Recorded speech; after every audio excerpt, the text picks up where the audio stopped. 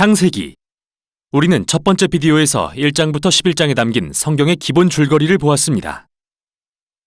하나님은 만물을 창조하시고 자신의 형상대로 인간을 만들어 세상을 다스리게 하셨지만 인간은 죄와 반역을 선택하고 세상을 폭력과 죽음으로 물들이며 결국 바벨탑을 쌓다 흩어지죠. 하나님은 과연 세상을 어떻게 구속하시려는 걸까요? 궁금해지는데요. 바벨탑 사건 이후 창세기의 저자는 한 사람의 족보를 따라가기 시작합니다. 아브람, 후에 아브라함으로 알려질 사람이죠. 12장 서두에서 하나님은 아브라함에게 한 약속을 하시는데 이로써 완전히 새로운 이야기가 펼쳐집니다. 하나님은 아브라함에게 고향을 떠나 언젠가 그의 소유가 될 가나안으로 가라고 하십니다. 그 땅에서 큰 민족을 이루고 이름이 창대케 되며 복을 받을 거라는 약속과 함께요. 이 약속은 다시 창세기 앞부분과 연결되는데요. 바벨은 오만하게도 자신들의 이름을 드러내려 했지만 결국 뜻대로 되지 않았죠.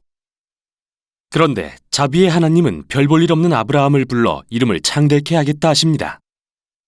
아브라함에게 주시는 이 복은 하나님이 맨 처음 인류에게 주셨던 복을 떠올리게 하는데요. 왜 하나님은 아브라함과 그의 자손에게 복을 주시는 걸까요? 그분의 약속 맨 마지막에 답이 있습니다. 땅의 모든 족속이 너로 말미암아 복을 얻을 것이라. 이게 성경에 남은 모든 이야기를 이해하는 열쇠입니다. 하나님은 아브라함의 자손을 통해 반역한 인류를 구원하고 복을 베풀기로 계획하신 거죠. 이게 구약의 모든 이야기가 이 자손, 즉 이스라엘 민족에게 집중된 이유입니다. 또한 이스라엘이 후에 시내산에서 제사장 나라로 불리게 되는 이유이기도 하죠. 하나님은 이들을 통해 다른 민족들에게 자신이 어떤 분인지 보여주고 싶으신 겁니다. 성경에서 선지자들과 시편 저자들이 선포하듯이 열방을 공의와 평화로 다스릴 이스라엘의 메시아 왕이 마침내 이 약속을 성취하실 것입니다. 아직까진 이런 내용이 명확히 드러나지 않지만 계속 읽으면서 약속이 어떻게 전개되는지 보도록 하죠. 창세기의 나머지 부분은 아브라함과 그의 자손에 초점을 맞춥니다.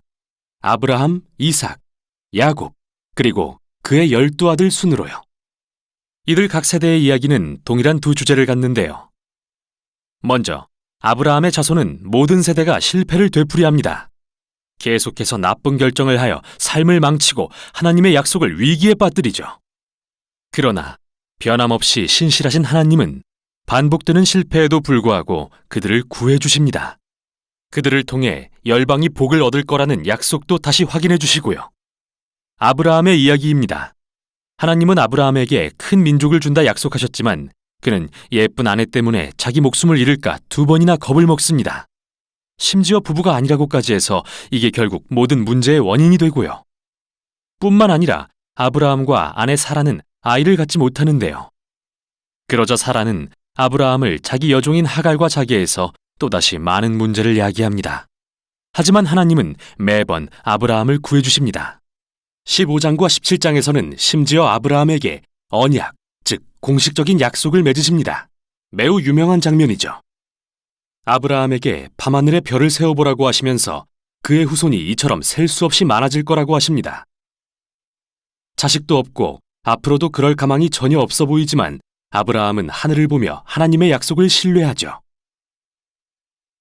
그러자 하나님은 이 언약을 통해 아브라함이 여러 민족의 아버지가 되고 하나님의 복이 세상에 흘러갈 것이라 약속해 주십니다.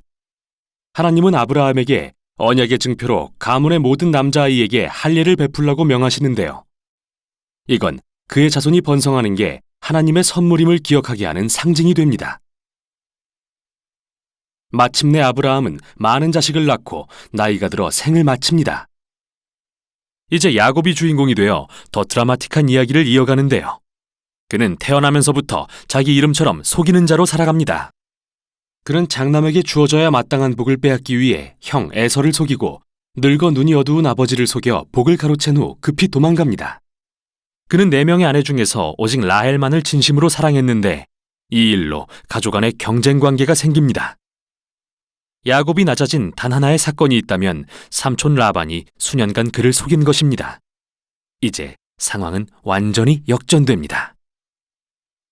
겸손해져서 고향으로 돌아온 야곱은 아주 이상한 이야기 같지만 자기에게 복을 달라고 조르며 하나님과 씨름을 합니다. 역시 사람은 쉽게 변하지 않는가 봅니다. 그러나 야곱의 결단을 존중하신 하나님은 그에게 아브라함의 복을 베푸시며 이름을 하나님과 겨루어 이기다는 뜻의 이스라엘로 바꿔주십니다. 이제 창세기 마지막 부분에 이르러 야곱의 아들들이 등장하고 이야기는 절정에 이릅니다. 야곱은 11번째 아들 요셉을 다른 아들들보다 사랑해서 이런 특별한 옷을 지어 입히는데요. 이런 요셉을 미워한 10명의 형들은 그를 납치해서 죽일 계획을 세우지만 결국 이집트의 노예로 팔기로 결정하고 거기서 요셉은 감옥에 갇히게 됩니다. 정말 부끄러운 가족 아닌가요? 그러나 하나님은 요셉과 함께 하십니다. 요셉이 감옥에서 풀려나도록 도우시고 바로 왕이 그를 이집트의 총리로 세우게 하시죠. 요셉은 심한 기근에서 이집트 민족을 구하고 형들과 가족도 굶주림을 면하게 하는데요. 우린 여기서 다시 한번 아브라함 자손의 어리석음과 죄가 하나님의 신실하심과 만나는 것을 봅니다. 형들의 악함조차 생명을 구하는 데 쓰시는 신실하심을요.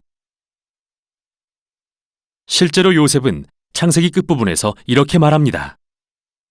형들은 악을 꾀했지만 하나님은 그걸 선으로 바꾸사 많은 생명을 구원하게 하셨어요. 이 말이 전략적으로 창세기의 맨 끝에 나오는 이유는 단순히 요셉과 형들의 이야기를 넘어 창세기 전체를 요약하는 말이기 때문입니다. 창세기 3장 이후 이기적이고 악한 행동을 멈추지 않는 인간들. 그러나 하나님은 세상을 내버려두지 않으십니다. 신실하신 하나님은 인간의 실패에도 불구하고 여전히 복을 주려 하시죠.